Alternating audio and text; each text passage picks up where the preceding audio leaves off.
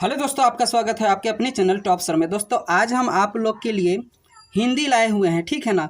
इसमें दोस्तों आप ध्यान से देखिएगा, सारा का सारा क्वेश्चन इंपॉर्टेंट है। इसमें हम ऑब्जेक्टिव भी लिए हैं, सब्जेक्टिव भी लिए हैं, सारा का सारा इसमें है। आप अगर ध्यान से देख लेते हैं तो आपका एग्जाम में एक भी क्वेश्चन नहीं यहाँ से छूटेगा। तो चलिए शुरू करते हैं। पहला है, देखिए इसमें लेखक परिचय हम लोग देख लेते हैं, ठीक है ना। तो जो है पाठ के नाम है भारत से हम क्या सीखे, ठीक है। भारत से हम क्या सीखे, उस पाठ के लेखक क्या है, फ्रेडरिक मैक्समूलर।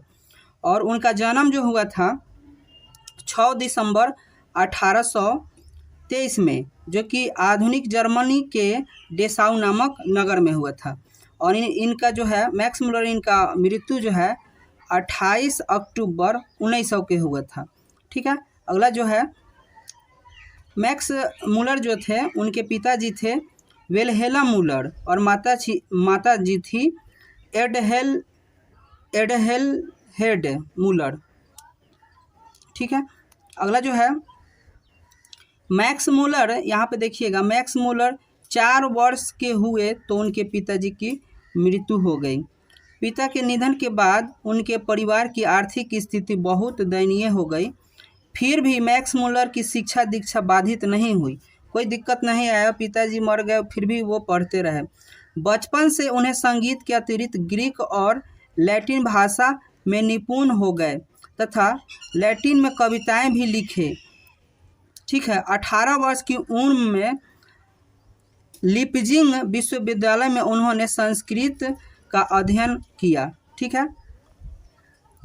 अगला जो है यहाँ पर पॉइंट देखिएगा, साहित्य रचना में 1841 में उन्होंने हितोपदेश का जर्मन भाषा में अनुवाद किया, ठीक है ना। और कंठ और केन आदि को उपन्यास को उन्होंने जर्मन भाषा में अनुवाद किया।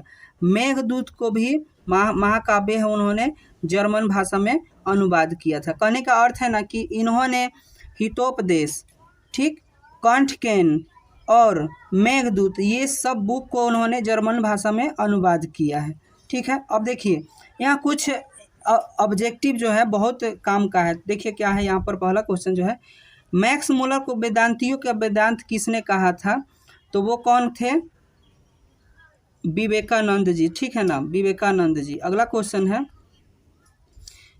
नृवंश विद्या का संबंध किससे है, तो विद्या का मतलब होता है जिसमें मानव के गुणों का अध्ययन किया जाए, यानी मानव विज्ञान।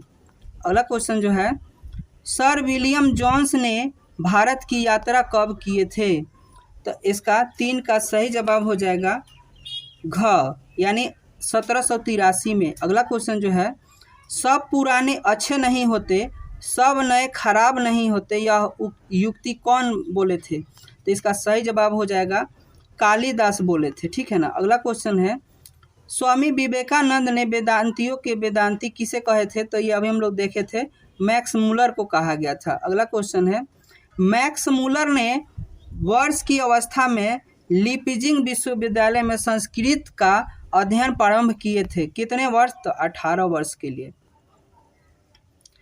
मैक्स मूलर का जन्म कब हुआ था,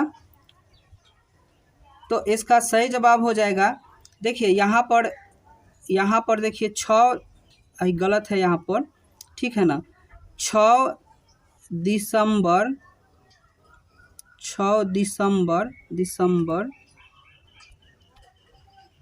1823 में हुआ था। आप शुरू में ही देख लिए थे इसका, ठीक ना, ये वाला गलत है।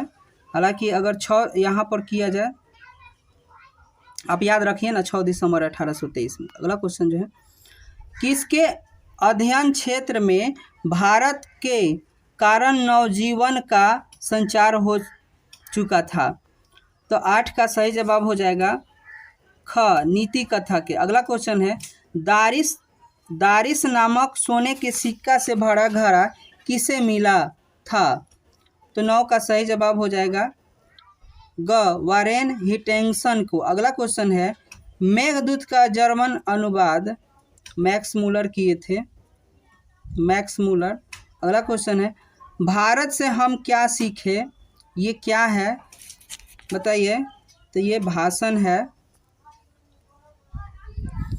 मैक्स मूलर के अनुसार सच्चे भारत कहाँ होते हैं, तो सच्चे भारत देखिए कहाँ होते हैं, तो इसका आंसर है ग्रामीण भारत में।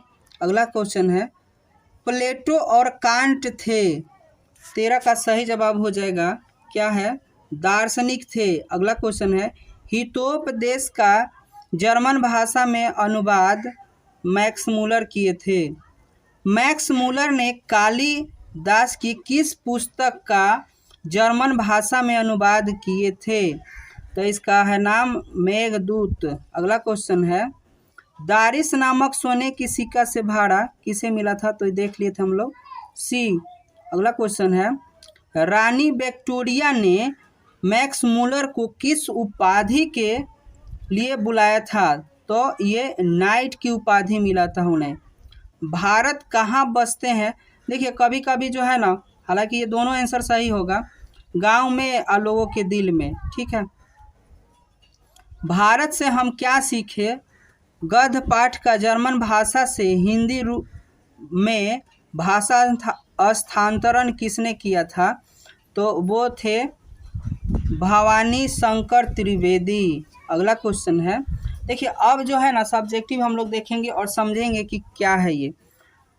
लेखक ने नया सिकंदर किसे कहा, ऐसा कहना क्या उचित है, और लेखक का अभिप्राय स्पष्ट कीजिए, ठीक है ना। तो देखिए लेखक ने नया सिकंदर भारत को समझने जानने एवं संपूर्ण लाभ प्राप्त करने हेतु भारत आने वाले नवागंतुक अवनेशुक पर्यटन एवं अधिकारी को कहा है। कहने का अर्थ है दोस्तों समझिएगा आप इस बात को कि भारत के बारे में कोई भी बाहर का व्यक्ति भारत के बारे में जानने आता है और यहाँ के लाभ के लिए कुछ बात करता है, ठीक ना, यानी विदेशी यात्री यहाँ आते हैं कुछ जानने के लिए और यहाँ के लिए बात करते हैं, तो ऐसे व्यक्ति को हम लोग क्या कहेंगे, भारत का सिकंदर, ठीक है ना, भारत का सिकंदर कहेंगे, ठीक है। और ये कहना उचित भी होगा, ठीक है। भारत किस तरह अतीत और सुदूर भविष्य को जोड़ता है, तो देखिए भारत अतीत और भविष्य को जोड़ता है। यहाँ मानवीय जीवन का प्राचीनतम ज्ञान विद्यमान है। यहाँ की भूमि प्राचीन इतिहास को जोड़ रही है।